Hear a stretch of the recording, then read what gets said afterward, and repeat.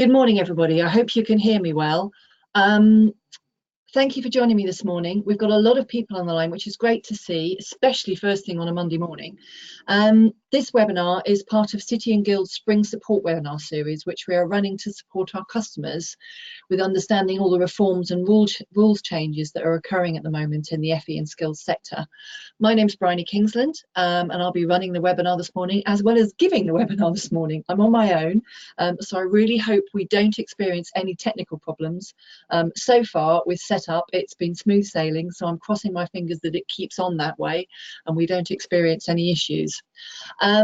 Today's webinar is really actually at the request of quite a few of our providers and customers who've asked how this new rule for being able to deliver adult education budget funded programs whilst a learner is doing an apprenticeship, they've asked to understand how that can actually work and how they can use that new opportunity.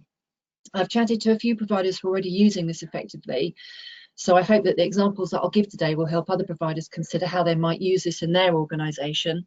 We're also going to look at it from the point of view of Ofsted's intent, implementation and impact, Ofsted's 3 I's, which are part of the new education inspection framework.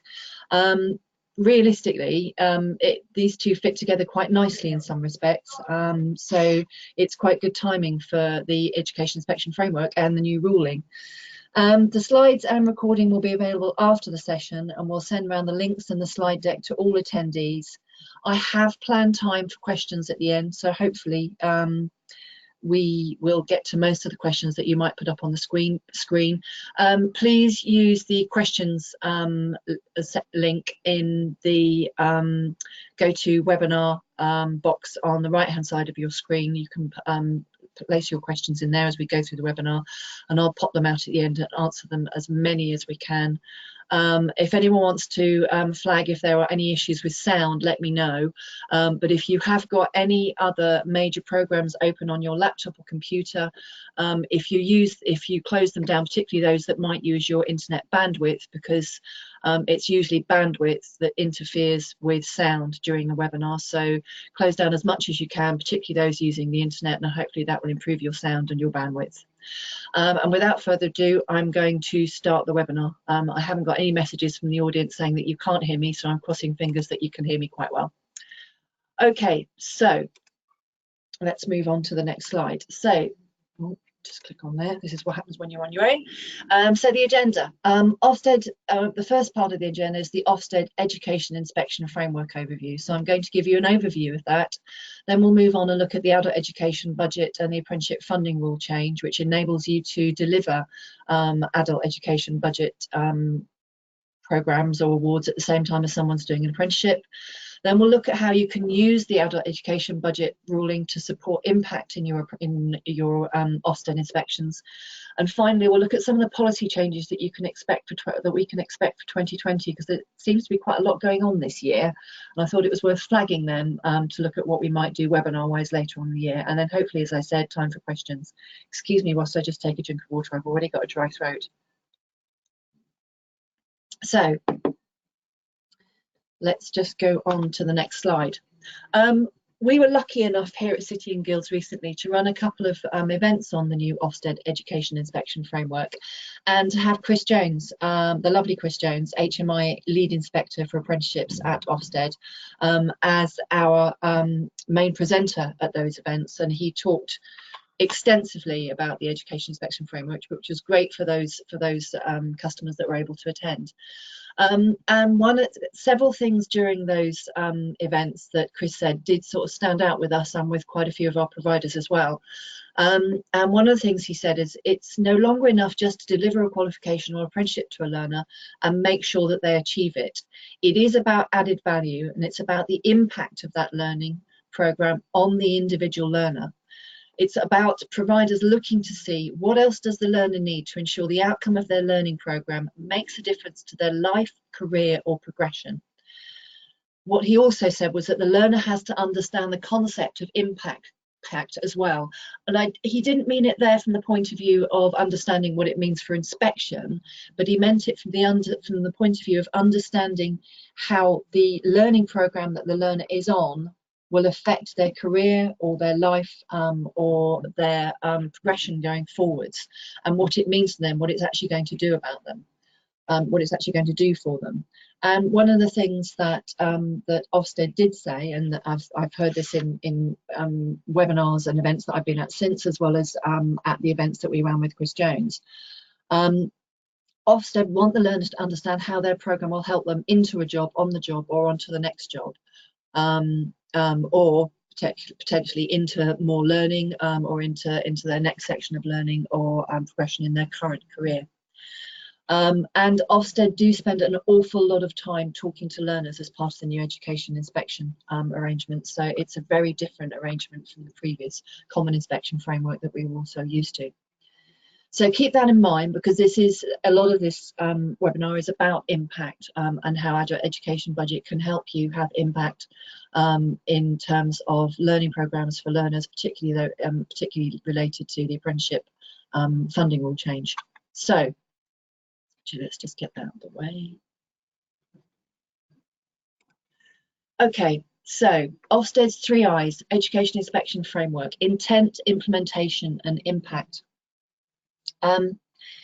Okay, so intent. I'm going to give an overview here, because in no way would I ever say that I have the inspection experience that someone like Chris Jones has, for sure. So this is an overview. You really do need to make sure that you're reading the Education Inspection Framework Handbook or attending some of Ofsted's own webinars, and they've got some of those on YouTube that are available as well if you want to go onto YouTube and have a look. So the 3 I's, which stand for intent, implementation, impact. Intent is all about your organisation's curriculum design, the coverage of that curriculum and its appropriateness, both for the learners that you have inside your organisation, but also in terms of potentially the employers in your area or the regional skills priorities. So one of the things that Ofsted will look at when they come in with respect to intent is, why do you have the curriculum that you have inside your organisation? And they will look at your study of labour market information and the skills needs in the area which you deliver in, and whether your curriculum meets those skills needs or is supporting employers' needs. But they don't just take that into consideration, they also do take into consideration what you get asked for as an organisation when your learners come to you at the beginning or middle of the year and say, well, I'd like to register a course to do this, this and this. So it could be that, you know, you do get a lot of learners coming into your organisation asking for a specific type of course because it's very popular in that area, even if the labour market information doesn't potentially show that there are a lot of jobs in that particular occupational sector in your area.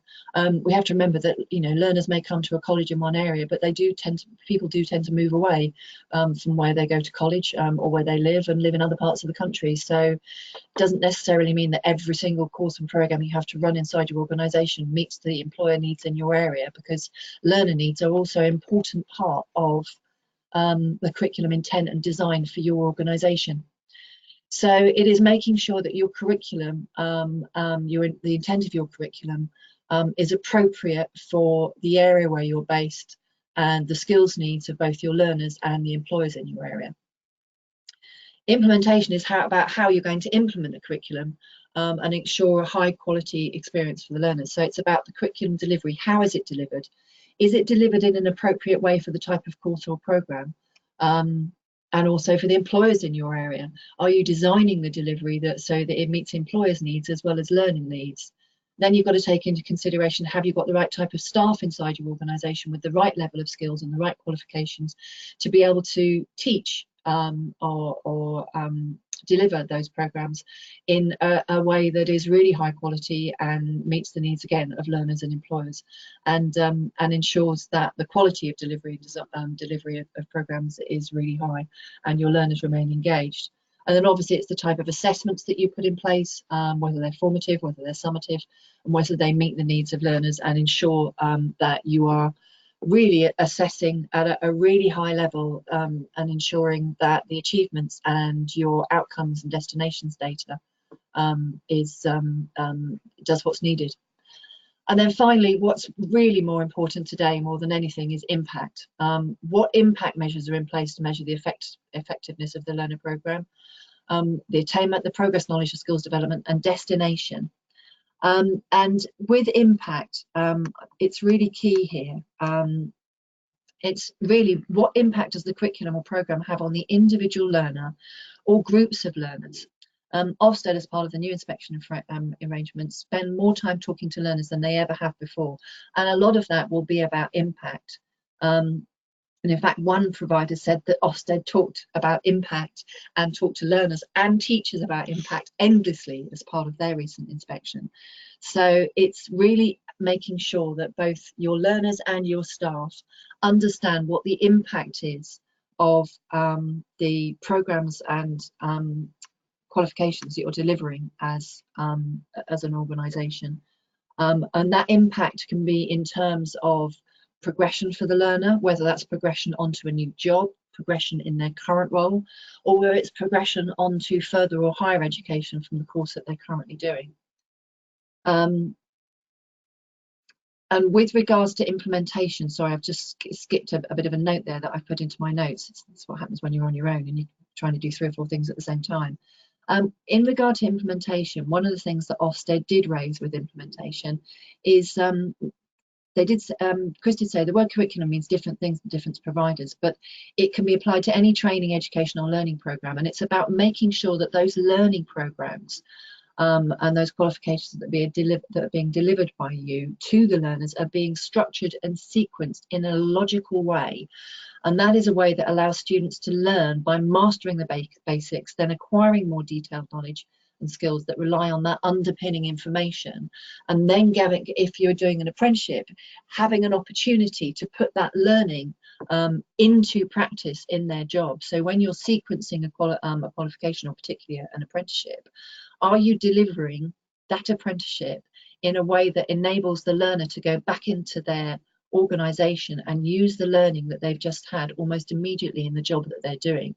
Have you sat down and talked to the apprentice and the employer to try and work through what would be the best way to sequence the learning from the apprenticeship standard or framework that learner is doing, to enable them to then use those skills and practice those skills more on the job, as well as the off the job training that you're doing? So back to impact. What impact measures have you got in place? Ofsted don't tend to look so much at data. Obviously, it doesn't mean that they're not going to look at your destinations data and your outcome data. They will do, but they are more interested in understanding what your staff and your learners think about the impact of their course or programme on their particular life or career choices. So that's an overview of Ofsted's 3 I's. As I said, it is very much an overview. Please do make sure that if you haven't had an opportunity yet to see what's coming with the new education inspection framework, that you do read the handbook and that you do see if you can go on to some of the events that are happening all over the country in respect of the education inspection framework, and make sure there's an Ofsted inspector there speaking so that they can give you a really solid, sound overview of what the framework is expecting of providers. So it's just going to go to the next slide. Oh, hang on, I have to click on this first before it will do that for me. Right, okay. Oh, we've got a spinning impact. So as I said before, inspectors will be spending less time looking at performance data and more time considering how providers are making sure their learners are developing the knowledge, skills and behaviours required to allow them to successfully progress and achieve. So that's just a reiteration of what I was saying earlier on about the amount of time that Ofsted inspectors do spend talking to learners and to potentially their employers, and also to the staff that are delivering to those learners.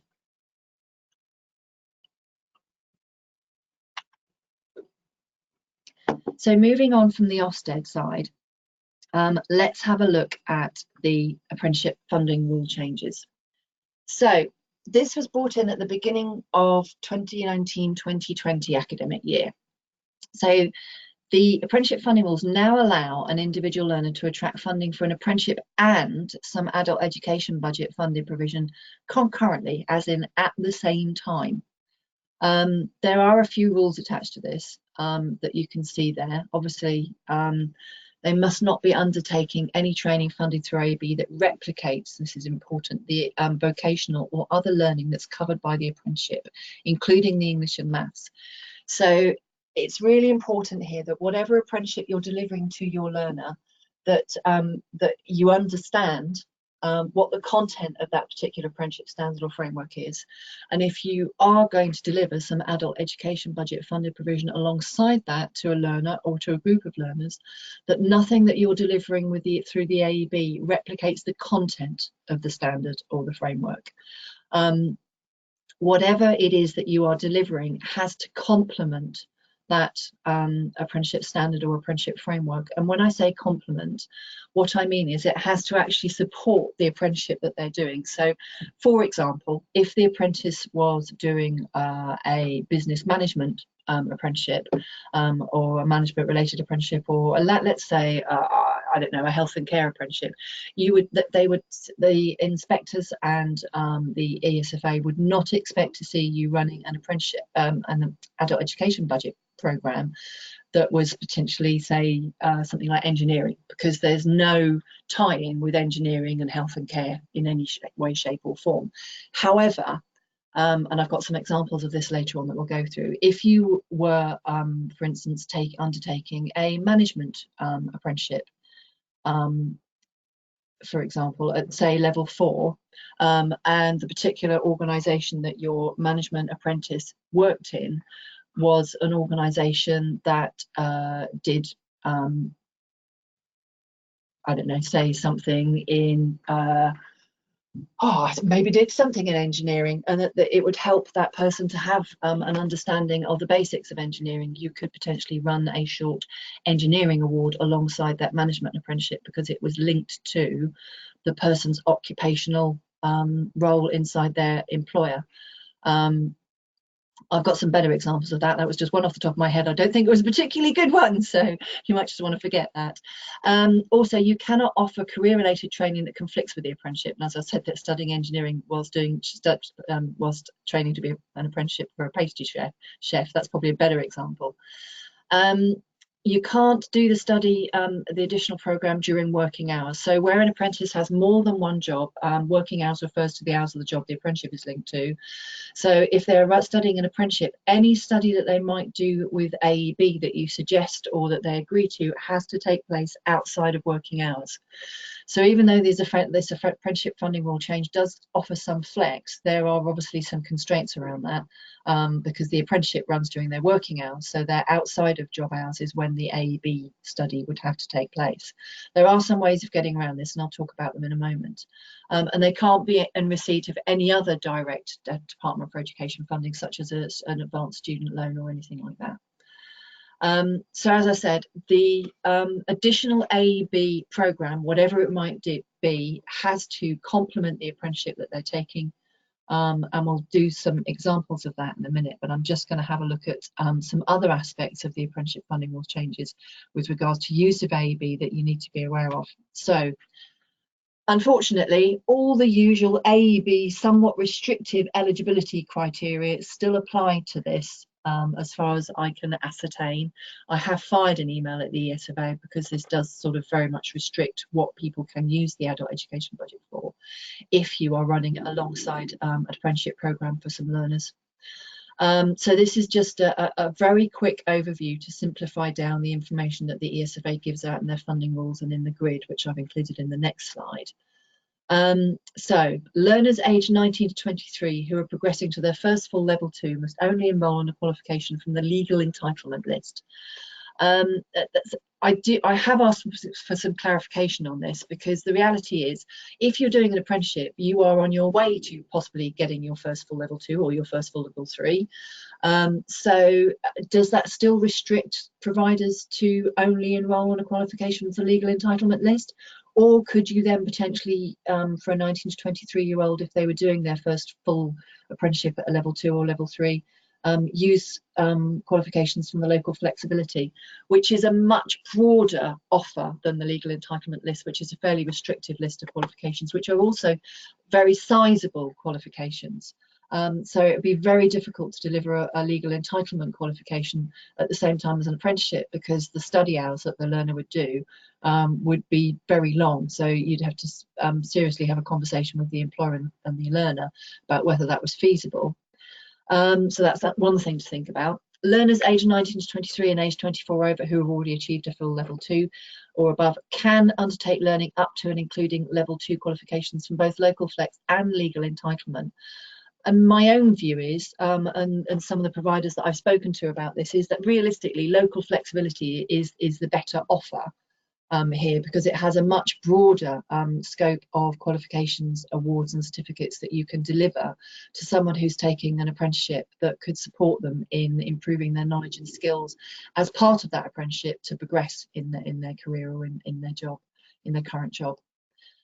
So finally, learners aged 24 and over who've not achieved a level 2 qualification can undertake learning up to and including level 2 from local flexibility or the qualifications in the level 2 legal entitlement list. So that's just some of those rules to be aware of in respect of adult education budget and its usage and eligibility. And I've got here the grid which the ESFA provide. I do apologise for the colour about that. When I transported that grid in, this is the colour it changed it, and I tried to change it, but it wouldn't.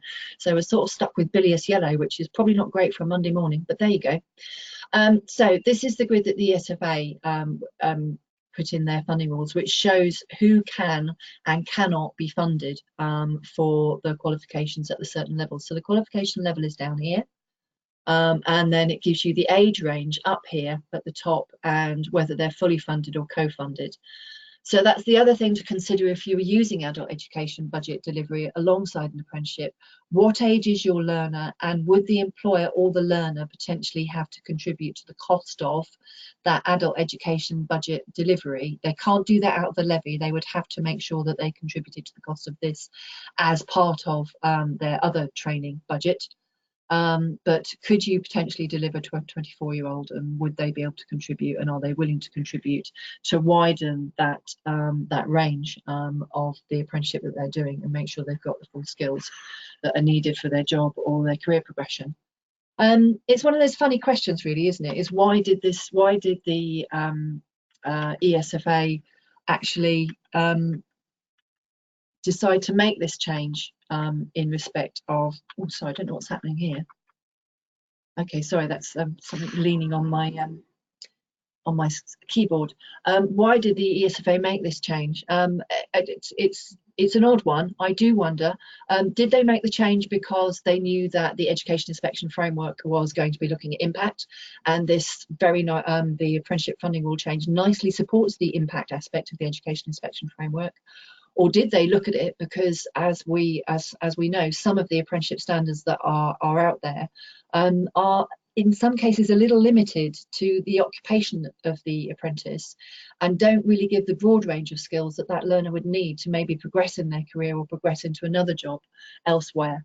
And so the use of the AEB can actually broaden the content of that standard to enable that learner to be better prepared for their career in the future. Who knows? We don't know which it was. It could have been both, but it's there. So here's some examples.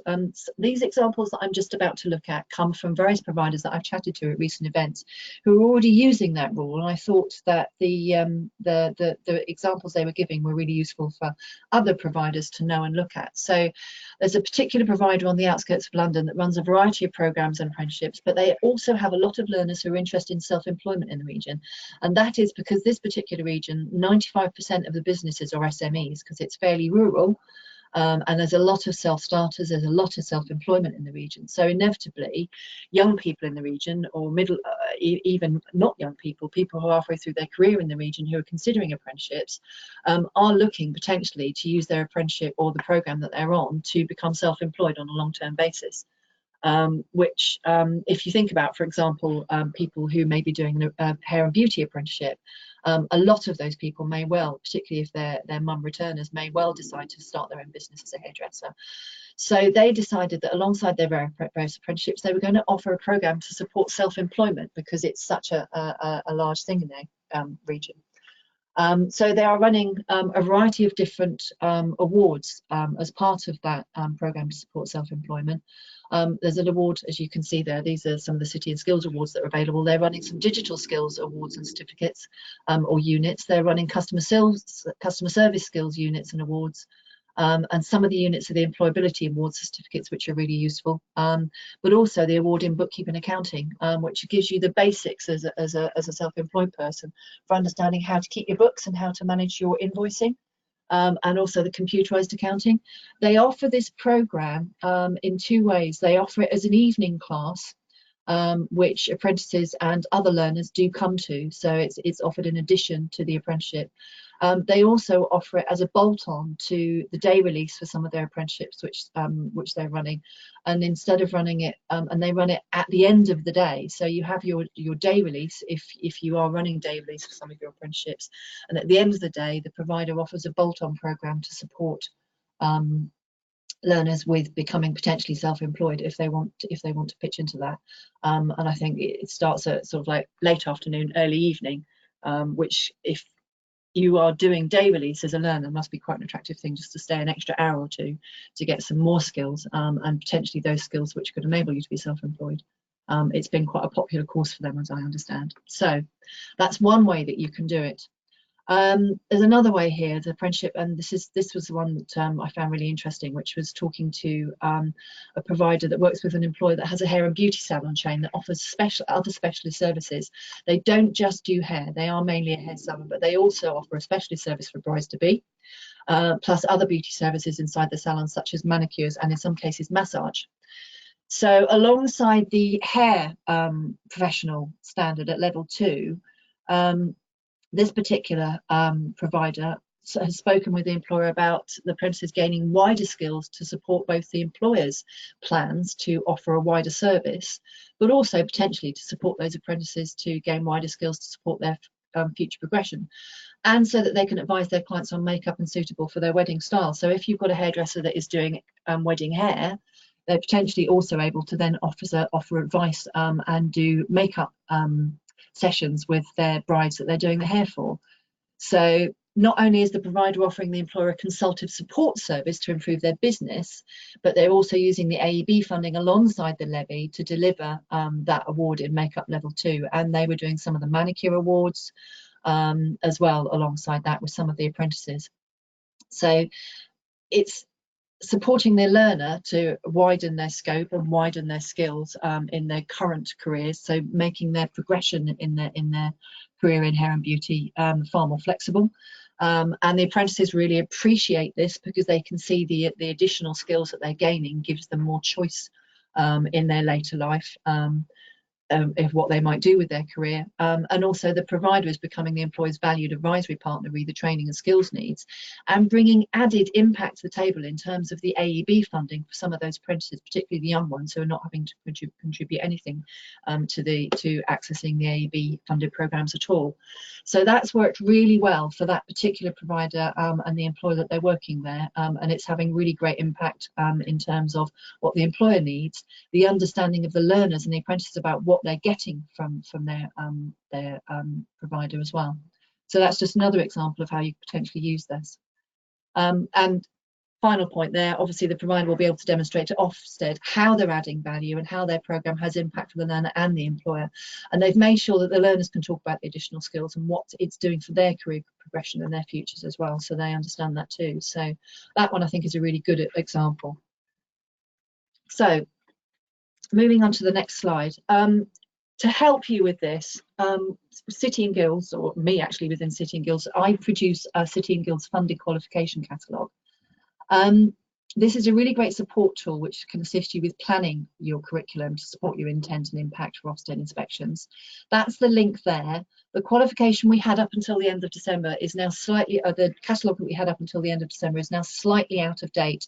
And I have actually just finished the updated catalogue, and at the end of this week it should be up on the website, so you'll be able to access that with all our updated qualifications. There's a few new qualifications on there, and also all the qualifications which were coming to an end at last year have the majority of them have been extended.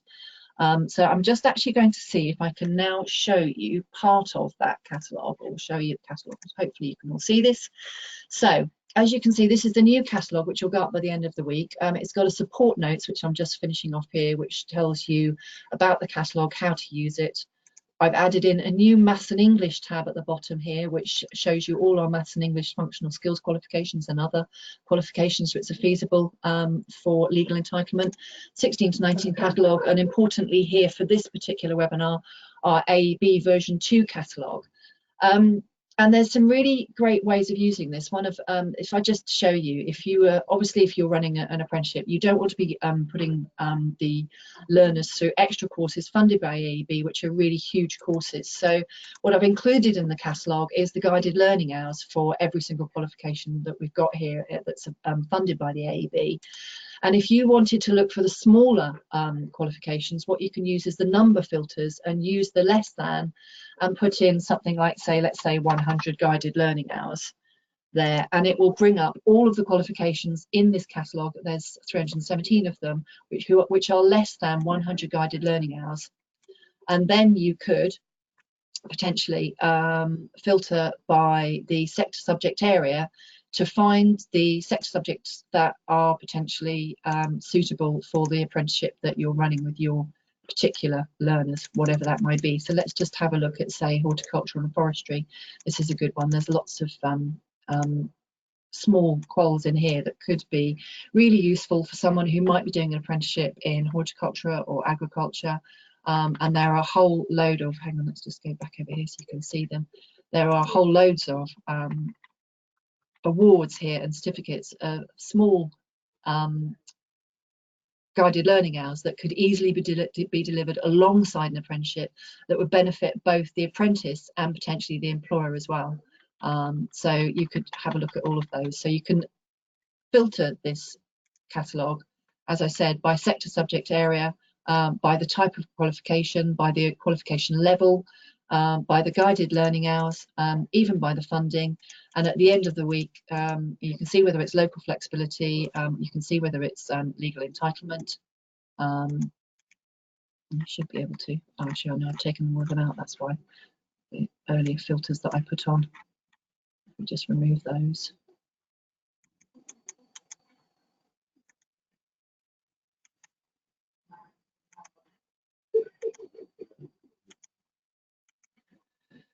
So just scrolling over here, you can see that we've also got all the legal entitlement qualifications here for level 2 and level 3, and all you have to do is use the filters to find them. And then over here you've got the last date for new starts. You can see for all the adult education budget, they just went up to July. I'll talk more about why that is in a minute.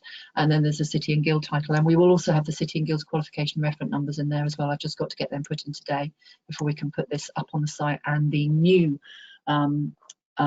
catalogue will be up by the end of the week for you to access. So let's just go back to the presentation now. Hopefully that was a help for everybody.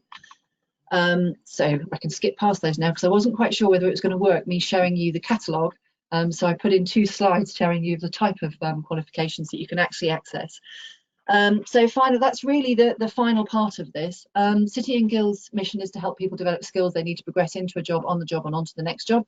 Very, really similar, realistically, to Ofsted's impact requirements. So we're quite pleased that our mission statement supports you and Ofsted in what they're expecting of their education inspection framework, and we'll be looking more at our own social impact in terms of what we do as an organisation and the impact that our qualifications and programmes make over the course of the year in support of that. So what policy developments can we expect in 2020? There is an awful lot going on at the moment, and some of it's been delayed.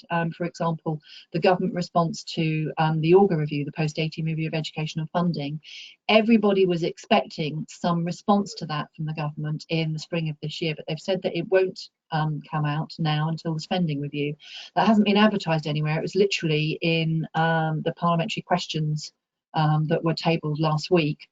And they mentioned that they wouldn't be responding to the Augar review until the spending review later on this year. And I imagine that's because there's an awful lot of content in the post-18 review that they will want to consider and look at in light of changes to the funding regime. And Augar has mentioned or has suggested inside that review that there needs to be a change, particularly to the 18 plus and higher education form of funding. So they will want to have some serious considerations about that before they come out and say what they're going to do about it. But we can expect a response to that later on in the year, around about September at the next spending review. But what we're also expecting this year is a consultation response to the level 4-5 reforms. And this will change the level 4-5 area outside of technicals and apprenticeships quite radically. The suggestion here with the level 4-5 reforms is that awarding organisations like ourselves will put in their level 4-5 qualifications for a kite mark, and only kite marked qualifications by the Institute for Apprenticeships and Technical Education, or by Ofqual, we're not sure which yet. Only kite mark qualifications will be allowed to be delivered and funded by the government in some shape or form. They also recognise that the level 4-5 reforms are going to need a new funding methodology. So that, the event that I went to before Christmas, they did mention that they might give some sort of increased funding for kite mark level 4-5 qualifications, to make sure that they are taken up and people see them as the next step after their apprenticeship or after their T-level, because the government is obviously very aware that we've got this, you know, after level 3 there seems to be an enormous gap in delivery unless you jump to a level 6 qualification at a university and do a degree, and they want to fill that gap with more technical qualifications, because actually around about 40 to 42% of graduates that exit university are not ending up in a graduate level job. They're ending up in a level 4-5 job, and there seems to be a lot more level 4-5 jobs out there, but there's gaps in the qualification offer at that area. So level 3 and below reforms, we're expecting to hear something in the spring about what they're going to do about that. We'll see the first T-level delivery later on this year. That will be from the 1st of September this year, the first T-levels will be delivered. We also heard that they expect to review the levy, and that's the use of the levy, the transparency of spend on the levy, and the flexibility of the levy. We don't know when that's going to take place, but Gavin Williams, the Secretary of State for Education, was questioned about that in parliamentary questions, again, not last week, the week before.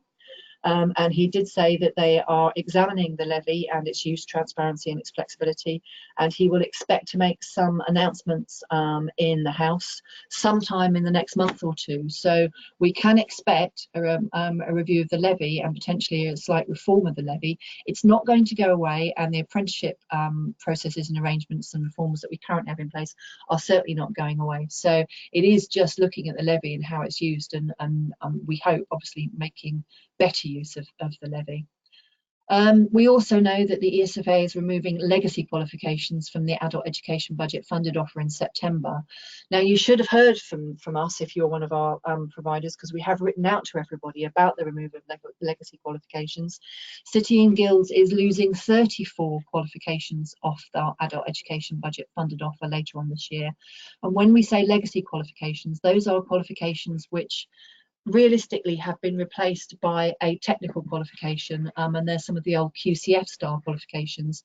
The ESFA have looked at the content of the old legacy sort of QCF, I suppose, unit-based qualifications, and compared them to the new technicals, and where the content is remarkably similar, they have removed the legacy qualifications from the adult education budget funded offer. So in some cases, if you're a provider and you're still delivering old QCF qualifications, you haven't moved over to the technicals, you may find that some of those technicals are not available to you from the 1st of August this year to run from September 2020 onwards, and you will need to talk to us, to either your industry manager or your technical advisor, about what else we have or your other awarding organisations have in place that can replace that legacy qualification as delivery instead. And then finally, we know that there's more devolution to come. Sheffield and North Tyne are planning for devolution from the 1st of August this year. And I know that North Tyne have already gone out to tender for procurement for their adult education budget devolution delivery from the 1st of August. So those of you up in the North East area that are based around North Tyne will want to look at the North Tyne Combined Authority website and check what they're doing in respect of procurement for adult education budget delivery in their area, and keep an eye on the Sheffield site as well. And we will run webinars on any of the policy changes or announcements that affect our customers, on any of the above and anything else that we hear from the new cabinet, to keep you up to date. So do keep an eye on both our Twitter and our LinkedIn web pages, and my LinkedIn web page as well, which I do make sure that any webinars we're running are put up there. And also, if you haven't signed up for our focus alerts, then any of the webinars that are based around funding or policy, we will send out a focus alert to anybody that's signed up for those on our website. To get to those, you scroll to the bottom of the page and click on email updates, and it will take you to a page that you can fill in with your details, and also flag which areas of policy or funding or our qualifications or offer that you're interested in, and you'll receive email alerts for anything that's happening in those areas. And that's just a final slide about some of the other support offer work that City and Guilds can offer. So, or that is offering over the course of the next 2 or 3 months, various events that are coming up. So please do make sure that you go to the dates and details of our offer and what we offer centres in terms of CPD training and updates, and you can see what's upcoming in those areas, or contact our support team for any other information. Now, that's the end for me. We've got, doing pretty good. We've got 10 or 15 minutes for questions. So I'm just going to see if there are any questions here. Let's just pop this out. I can't see any, there can't be no questions. That would be,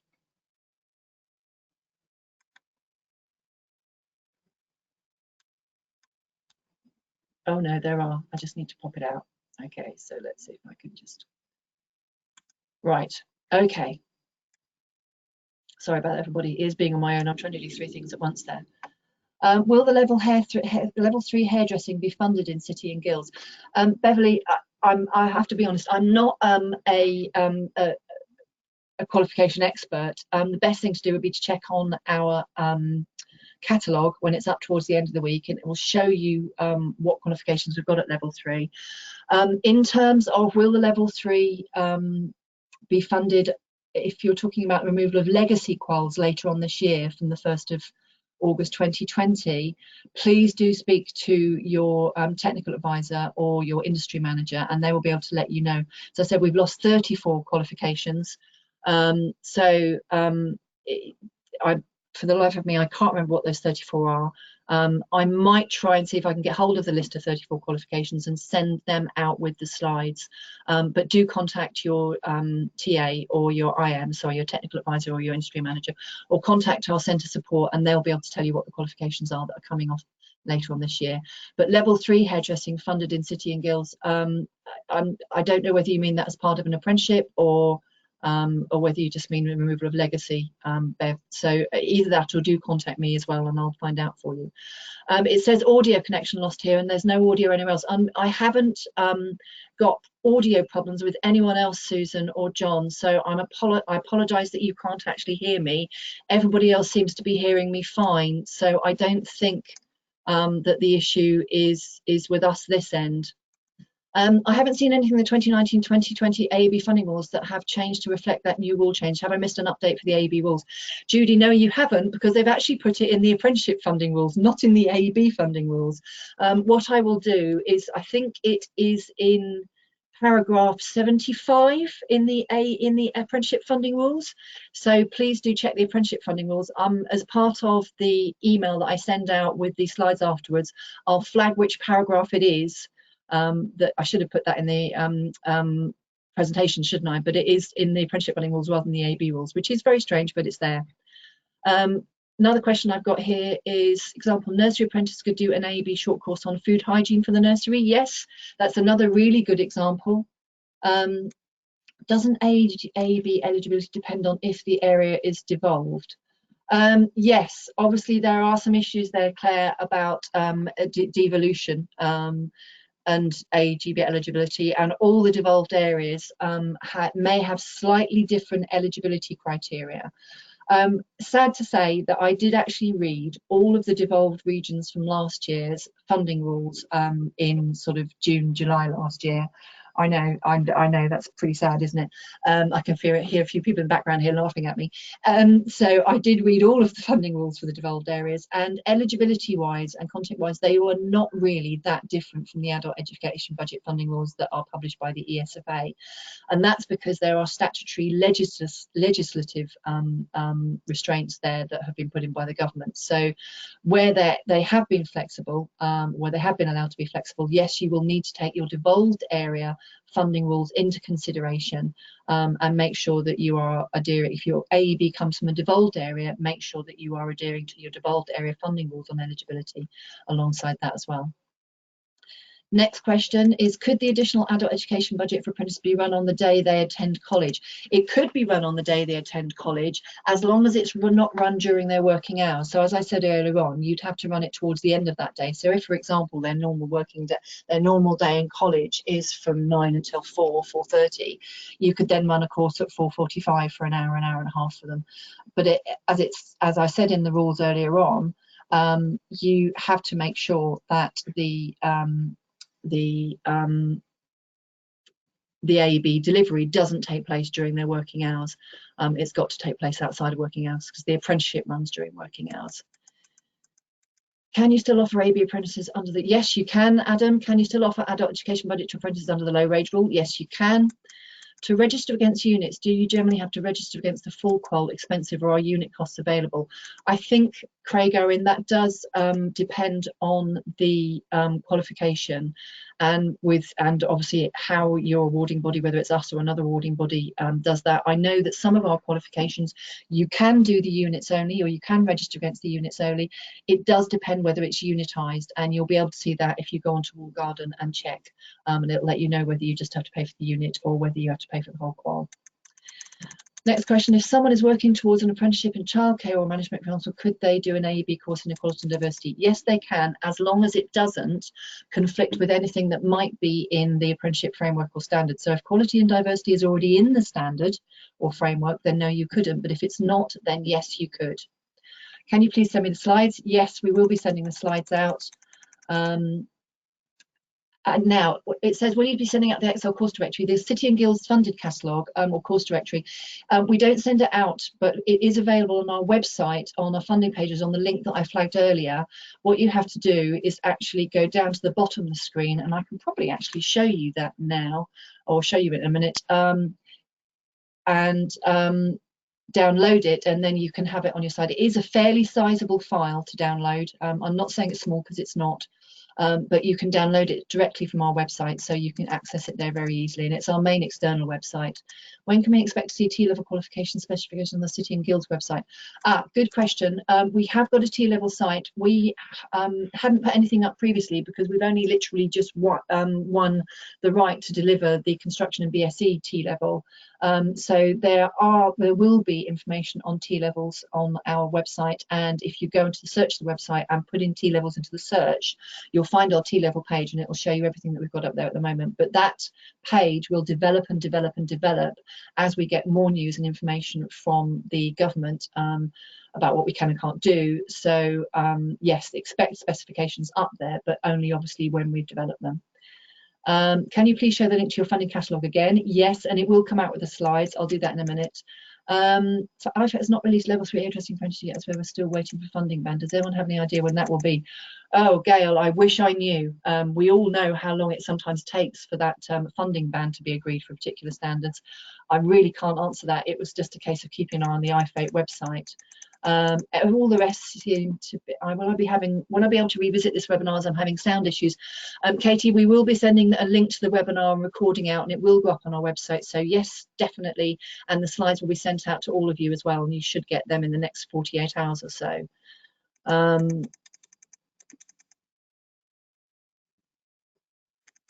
You mentioned ways to go around completing the AEB funding qualification outside. Can you expand, please? Hopefully I did. You can run it as evening classes. Potentially some of it you may be able to run as distance learning that they could do in the evenings as well. I've read that BCTC will no longer be funded for level 3 hairdressing and level 3 barbering. Is this the same for City and Guilds? No, I don't think so, Beverly.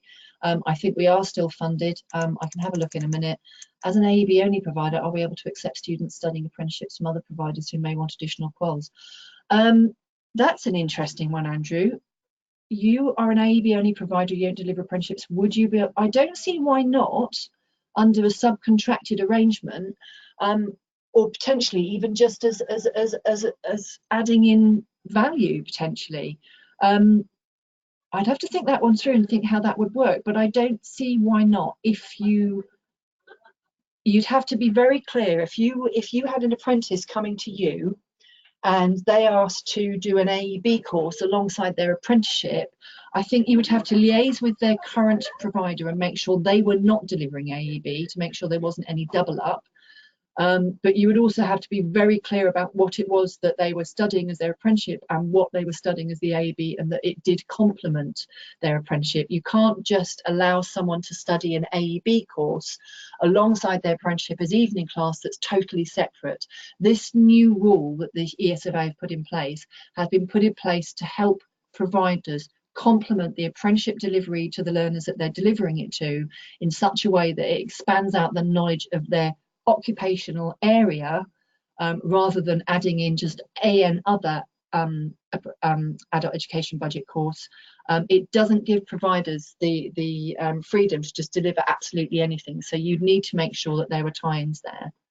Would the apprenticeship be able to complete a distance learning course? Yes, they would. Don't see why that isn't an issue at all, as long as as I said earlier, it does complement the apprenticeship that your learner is taking, distance learning. And you'd obviously have to make sure that the distance learning didn't take place during their working hours, that they were doing the distance learning on their own laptop at home or some other way. I think that's all the questions, so I'm just going to pop that back in, and I'm just going to escape from this and have a look at the catalogue that I flagged earlier on. Let's just have a look at someone asked about hair and beauty, so let's just deselect all of these, and that's in hair and beauty. For some reason comes up in service enterprises. I've always thought that's a bit odd, but it does. And if we just click the level 2s and the level 3s, you'll be able to see there all of the diplomas, and there's 71 qualifications there available that are funded by AEB adult education budget that can be delivered. And if we look at the level 3s, there's technical diplomas. Let's just actually take out the level 2 and just look at the level 3, which was the question someone asked me. So those are all the level 3 qualifications, women's hairdressing, that we've got available. So you can see there how to use the catalogue to find out which qualifications we've got available that you can deliver using adult education budget. Hopefully when you download the catalogue from our website, that will enable you to access them and see which ones. So I'll just put up that link again. So there's the link. It's at City and Guilds, or in actual fact, if I bring up this and put it, I've still got a little bit more time. So if I just bring up Google Chrome and I put in the City and Guilds,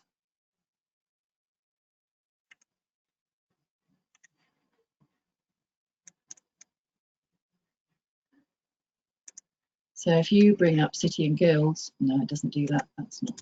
That's just. I'm going to show you exactly where our catalogue is now kept.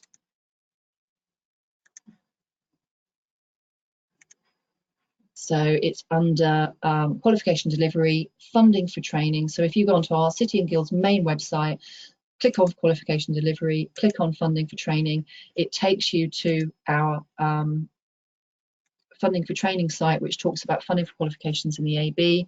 There's a page there on adult education budget and everything you need to know about AEB. But further down the screen on the right hand side, you should be able to, oh no, let's just go back a page. On the front page, the very first page, the funding for training qualification page, down here, you can see the City and Guilds funded qualifications catalogue, and you can download it now. The one up there now is outdated as of the end of December, so please do wait till the end of the week when we will definitely have the new catalogue up. The one that I've just shown you, which is the up-to-date one, and that will be up on the site by the end of the week. So that's it, everybody. I hope that was a help, and that